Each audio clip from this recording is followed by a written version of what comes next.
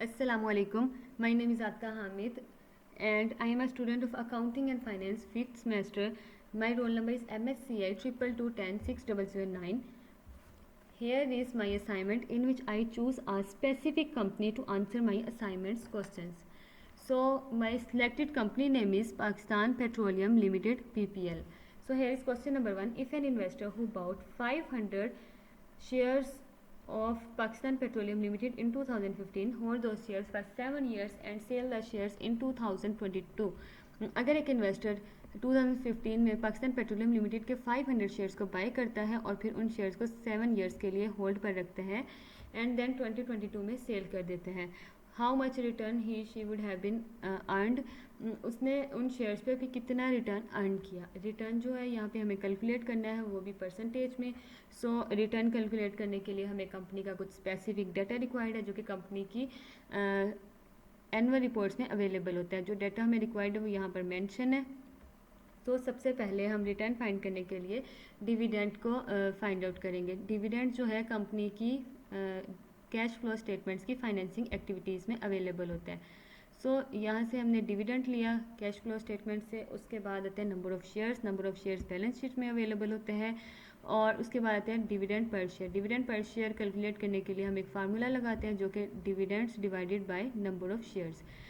यहाँ पे E13 divided by E14 means E13 में है डिविडेंड्स और E14 में है नंबर ऑफ़ शेयर्स। सो इनको डिवाइड किया है तो डिविडेंड पर शेयर कैलकुलेट हो गया। उसके बाद है share market price. Share market price जो है वो कंपनी के हिस्टोरिकल डाटा में अवेलेबल होती है। और उसके बाद हम डिविडेंड कैलकुलेट करेंगे 500 शेयर्स का। 500 शेयर्स का जो डिविडेंड होगा वो कैलकुलेट होगा डिविडेंड पर शेयर की वैल्यू से। हम 500 को मल्टीप्लाई कर देंगे, देन ये वैल्यू आ जाएगी। और इसके लिए हमने जो फार्मूला यूज़ किया E15 में है डिविडेंड पर शेयर और मल्टीप्लाई B13 में हमने 500 नंबर ऑफ़ शेयर्स बाउट इन 2015 जो इन्वेस्टर ने नंबर ऑफ़ शेयर्स खरीदे 500 वो यहाँ पे लिखे गए हैं B13 में। सो ये B13 में 500 है। सो इस तरह से ये फार्मूला लगा के हमने डिविडेंड ऑफ 500 शेयर्स कैलकुलेट किए। उसके बाद है share market price of 500 shares.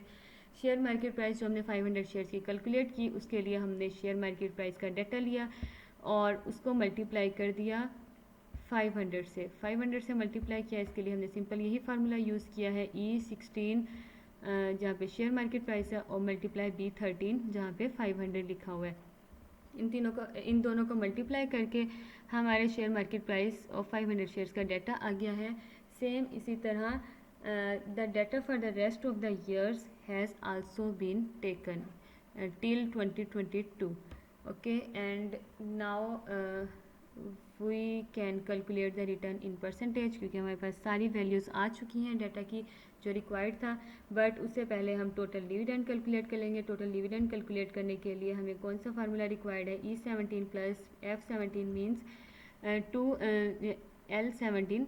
It means के 17 में डिविडेंड ऑफ 500 शेयर्स का जो डाटा है इन सब का सम लेना है। 2015 से लेके 2022 तक 500 शेयर्स का जो डिविडेंड है उन सब का सम ले लेंगे तो टोटल डिविडेंड हमारे पास आ जाएगा। और फिर रिटर्न इन परसेंटेज में हम वैल्यूज़ पुट कर देंगे। रिटर्न इन परसेंटेज का जो फिर हम फार्मूला लगाएंगे, फार्मूला होगा B17 में है टोटल डिविडेंड प्लस L18 में अवेलेबल है share market price of 500 shares की, ये लेंगे मतलब ending share market price of ending year and then इसमें से सब्ट्रैक्ट कर देंगे E18 को। E18 क्या है, ये कॉलम और 18 रो। E18 में share market price of 500 shares यहाँ पे भी आ रहा है मींस के बिगनिंग ईयर का जो शेयर मार्केट प्राइस है वो लेंगे, उसको सब्ट्रैक्ट कर देंगे, ब्रैकेट क्लोज कर देंगे, डिवाइडेड बाय E18 के बिगनिंग ईयर का जो शेयर मार्केट प्राइस है उस पर फिर डिवाइड कर देंगे। इस तरह से हमारी रिटर्न इन परसेंटेज आ जाएगी। रिटर्न इन परसेंटेज कैलकुलेट करने के बाद नेक्स्ट क्वेश्चन की तरफ मूव ऑन होते हैं। नेक्स्ट क्वेश्चन में है कि based on the dividends and share market price in shares और डिविडेंड और शेयर मार्केट प्राइस की बेस पर ये शेयर मार्केट प्राइस ये डिविडेंड इनकी बेस पर जैसे कि हमने टेबल में इस टेबल में फाइंड आउट किया है, इसकी बेस पे हम फ्यूचर के 5 ईयर्स का शेयर मार्केट प्राइस और डिविडेंड को एस्टिमेट करेंगे, जो कि इसी की बेस पे होगा, इस टेबल की बेस पे। और इस तरह से फिर हम अपना टेबल नंबर 2 एस्टिमेशन से का बनाएंगे और फिर उसको फिल करेंगे उसमें वैल्यूज पुट करके। And then on the basis of data, इस डाटा की बेसिस पे आप टेबल नंबर 2 को एस्टिमेट करेंगे और करंट शेयर प्राइस को एस्टिमेट करने के लिए हम डिविडेंड डिस्काउंट मॉडल यूज़ करेंगे।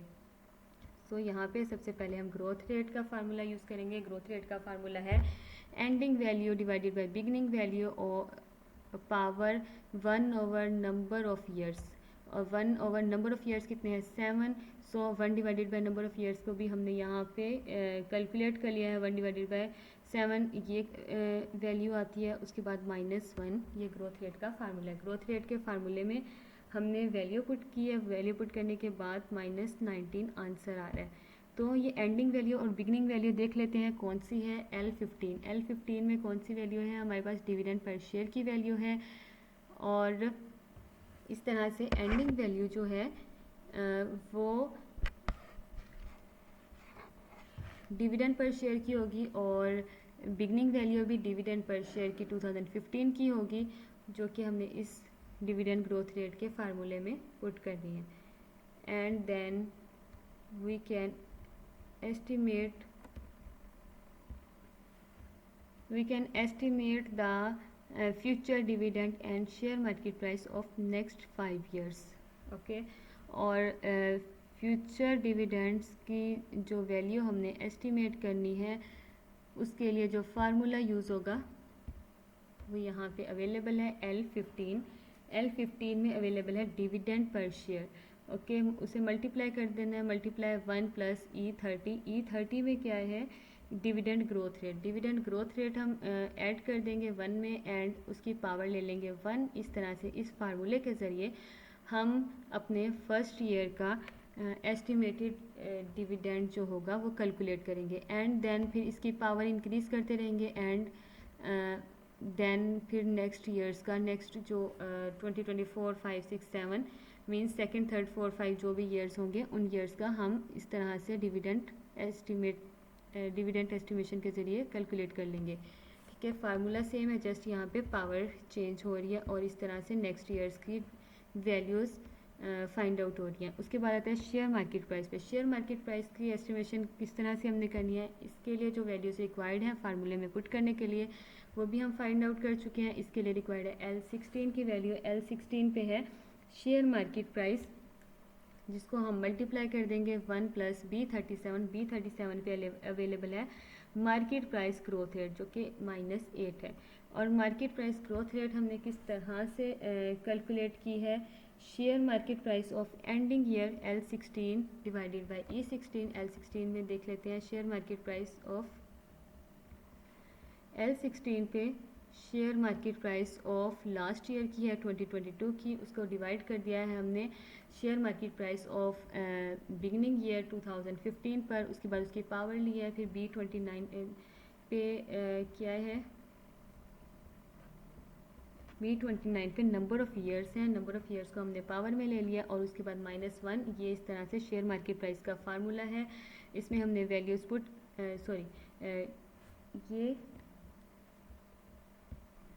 ये मार्केट प्राइस ग्रोथ रेट का फार्मूला है। इसमें वैल्यूज़ पुट करके हमने market price growth rate calculate कर ली और फिर शेयर मार्केट प्राइस के फार्मूले में इसको पुट किया।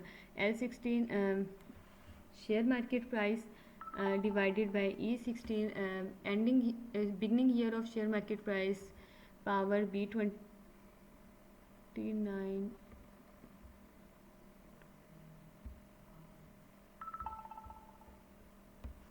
सॉरी, यहाँ पे शेयर मार्केट प्राइस का फार्मूला था। शेयर मार्केट प्राइस के बारे में बात कर रहे हैं, इसको कैसे एस्टिमेट किया है, मार्केट प्राइस ग्रोथ रेट इसका लिया, उसके बाद इसकी पावर 1 ली। इस तरह से 2023 का शेयर मार्केट प्राइस आ गया। इस फार्मूले में वैल्यूज़ पुट की एंड फर्स्ट ईयर का शेयर मार्केट प्राइस निकाल लिया। इसी तरह से सेम इसी फार्मूला की जस्ट पावर चेंज की और नेक्स्ट ईयर का शेयर मार्केट प्राइस एस्टिमेट कर लिया। सो ऑन इस तरह से बाकी ईयर्स का भी शेयर मार्केट प्राइस कैलकुलेट कर लिया। अब आते हैं करंट डिविडेंड और करंट शेयर मार्केट प्राइस को कैसे कैलकुलेट करना है। करंट डिविडेंड और करंट शेयर मार्केट प्राइस को कैलकुलेट करने के लिए जो फार्मूला लिया गया है E34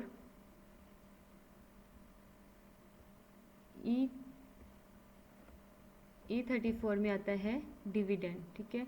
डिविडेंड की वैल्यू ली गई है, उसको डिवाइड किया गया 1 प्लस B35 में डिविडेंड पर शेयर रेट जो कि इंटरेस्ट रेट आता है डिविडेंड पे जो मिलता है वो 25% है, उसके साथ ऐड कर दिया। उसके बाद B33 की पावर ली है, B33 की पावर ली जो कि डेज़ हैं, करंट डेज़ जो कि इस टाइम पे करंट डेज़ हैं इस ईयर के, वो उनके साथ उनकी पावर ले ली गई है जो कि 45 डेज टोटल बनते हैं। इस तरह से करंट डिविडेंड कैलकुलेट हो गया और नेक्स्ट ईयर्स के भी इसी तरह से करंट डिविडेंड कैलकुलेट किया गया है। उसके बाद शेयर मार्केट प्राइस आ जाती है। शेयर मार्केट प्राइस कैलकुलेट करने के लिए जो फार्मूला है उसमें शेयर मार्केट प्राइस जो एस्टिमेटेड है वो उसकी वैल्यू पुट की गई है, उसके बाद उसको डिवाइड कर दिया गया है 1 प्लस B35 जो डिविडेंड का रेट है, रिटर्न रेट है, उसकी वैल्यू पुट कर दी गई प्लस B33। इसमें भी डेज की जो कि टोटल नंबर ऑफ डेज 365 हैं और 45 पे उनको डिवाइड कर दिया गया है। इस तरह से जो डेज निकले इस फार्मूले में वैल्यूज पुट करके करंट शेयर मार्केट प्राइस को कैलकुलेट कर लिया गया।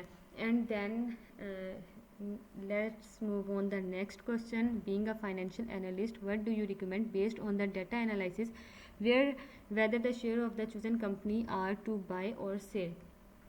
So being a financial analyst, the market price of shares undervalued, so I recommend to buy the shares of the company.